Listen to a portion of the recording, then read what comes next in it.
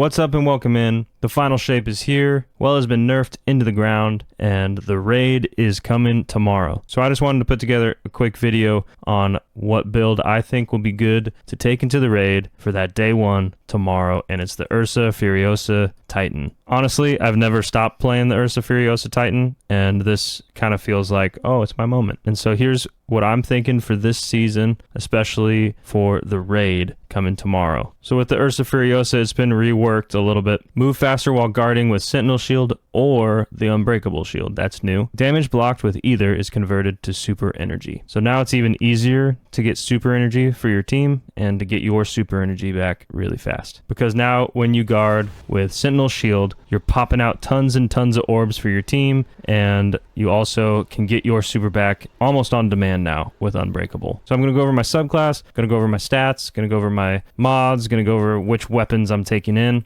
and just so you know, just to give you a baseline of where we're going. Also going to go over the artifact. So let's start with the subclass. For the super, you need Sentinel Shield for URSA Furiosa to work. You also really have to remember your teammates have to be behind you inside the circle that Sentinel Shield makes in order for you to protect them from damage, and that is how you get super energy back for yourself and how you make orbs. So the more you protect your teammates from damage, the more super energy there is. So if your teammates aren't standing right behind you and aren't shooting through your shield and you're not protecting them from damage, then URSA Furiosa and Sentinel Shield is worthless. So with Sentinel Shield, guard with a Sentinel Shield to create a defensive wall. Allies who shoot through the wall have increased weapon damage, and guarding allies makes the shield last longer. For every ally that is guarded by you, you get 2 more seconds of Sentinel Shield. I'm not sure what that maxes out at, but I know for sure the first 2 that you add give 2 more seconds each. And also that buff is a 40% damage buff, which is really good. So this is the main thing of the build, is having that Sentinel Shield, being able to play around that. When an oh crap moment pops up, you can pop your shield, save your team, do tons of damage,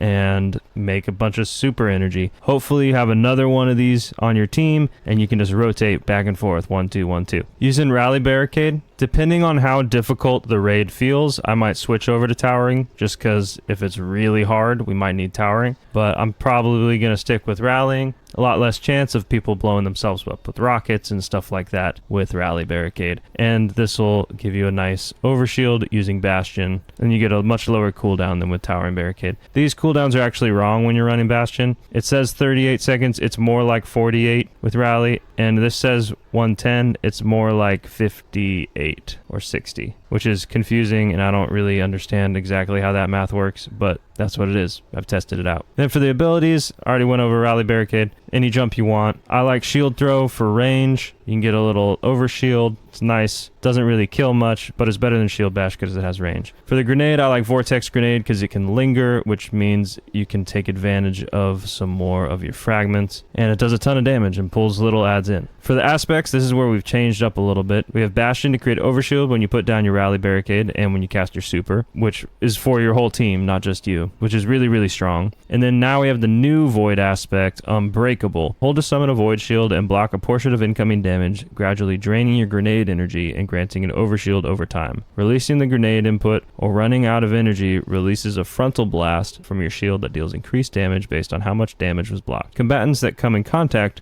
with your shield are temporarily disoriented. So that's all great, and this is pretty fun to use, but what's really cool about it is that this can get your super energy back now when you guard. So basically you can eat your grenade while you're taking damage in order to get your super back, so you can pop more of these shields, which is really fun to be able to get that back using grenades. And then for the fragments, I have Echo of Starvation. Picking up a Void Breach or an Orb of Power grants Devour. This helps you stay alive. Echo of Persistence. Void buffs applied to you. Overshield and Devour have increased duration, just to give that overshield that you're getting to last a little bit longer. Echo of Undermining. Your Void Grenade weakens targets. This is important for things in the artifact later. And then Echo of Remnants. Your lingering grenade effects, like Vortex Grenade, have increased duration, so therefore you can weaken things longer. Let's talk through the artifacts real quick. There's some things I still need to unlock. I need to just grind a little bit to get these things unlocked for tomorrow. But Void Hegemony, while you have a Void subclass equipped, defeating weakened targets provides a small overshield. That's important. And then Expanding Abyss, Void sources deal increased damage to weakened targets. So those are the 2 big ones in here. And then if you're able to also do Prismatic Transfer, that's great too. When you cast your super, each member of your fire team with a super of a different type equipped than yours gains bonus to weapon damage. So then for the mods, I'm going with heavy ammo finder and a scout in order to make sure my teammates have heavy ammo. Avoid harmonic siphon, but this will switch if I switch which weapons I'm using as my main primary for killing. Then for on the gauntlets, I got impact induction, causing damage with a powered melee, reduces grenade, just to make sure you can get grenades faster. Causing damage with a grenade, reduces melee. Those kind of go together. And then your grenade final blows create orbs of power. Let's try to get some orbs with all the grenades we might be throwing. On the chest, I got some resistances and some reserves. My reserves and resistances will change based on the encounter. If I'm taking a lot of void damage, I'll avoid resistance. If I'm using void heavy, I will use void reserves. If I'm using solar heavy, I'll use solar reserves. For the legs, I got innervation, reduce grenade cooldown each time you pick up an orb, and then recuperation, replenish health each time you pick up an orb to keep you alive. And then I accidentally had it stacks on stacks in this spot. I need void weapon surge here just to do a little bit more damage with my void weapons, or whatever really I have in the heavy slot. I would probably switch out for the surge. Then on the mark, I got 2 bombers to reduce grenade cooldown, which helps with the unbreakable aspect, but also helps in just getting those weakens out. So your grenades do multiple things, so you get to choose, do you want to eat your grenade to use unbreakable and get super back, or do you want to throw your grenade to get weakened? So you kind of have to pick which one you want to use it for. Then distribution, reduce all ability cooldowns when using your class ability near targets. For stats on the build, got 100 resilience every time, no matter what, every build.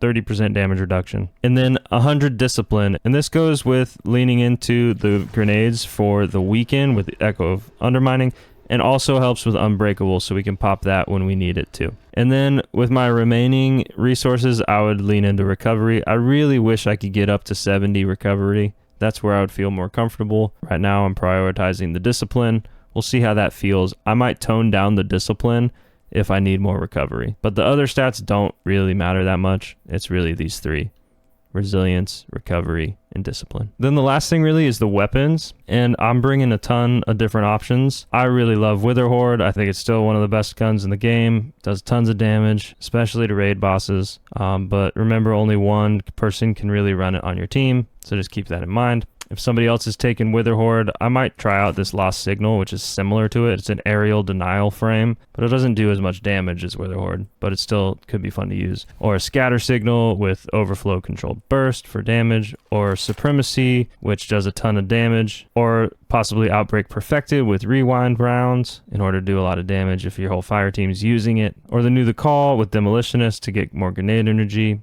or possibly Pardon Our Dust with disorienting grenades. So there's a ton of options up here in the kinetic slot. And then the energy slot, Funnel Web, just for taking out ads, or you could use Recluse if you have a good roll of that, or Graviton Lance even. I kind of want to use a Void weapon for this Expanding Abyss. Void sources deal increased damage to weakened targets, just to capitalize on that. And then Age-Old Bond here with Propulsor Brace and Destabilizing Rounds could be great too. Or you got a Wave Frame Grenade Launcher, Harsh Language with Repulsor Brace. Or I might go Solar and use this Red Death Reformed, which cures you on every kill, which can kind of keep you alive if there's a lot of ads that you're killing. So tons of options here, but I'm going to start with Wither Horde and Funnel Web. And then for the heavy, this is a little tricky when you're running URSA because you don't have a lot of time to shoot your weapons. So I'd like to go with Red Herring or a rocket launcher, something that you can pop out tons of damage really fast, or Edge Transit here with auto-loading bait and switch. Any solid Edge Transit will do the job. Swords and machine guns aren't really ideal just because you don't typically have time while you're running URSA to use those weapons, but there might be a use for them. So I'm bringing my Retrofit Escapade, the other half, and the Slammer with bait and switch. Also, I'm bringing Lament in case we need that, or Apex Predator with Reconstruction bait and switch. And I'm also bringing Tractor Cannon in case we need a weaken. And if we're doing that, I would probably just run this kind of setup here so I can still do some damage with Supremacy. But yeah, but I'm going to start out with this setup here, Wither Horde, maybe Age-Old Bond, and Red Herring. And so we'll see how that goes. But yeah, that's my setup. That's what I'm running for day 1 raid. Hope this helps. Let's go Ursa Furiosa. Our time is now. Peace.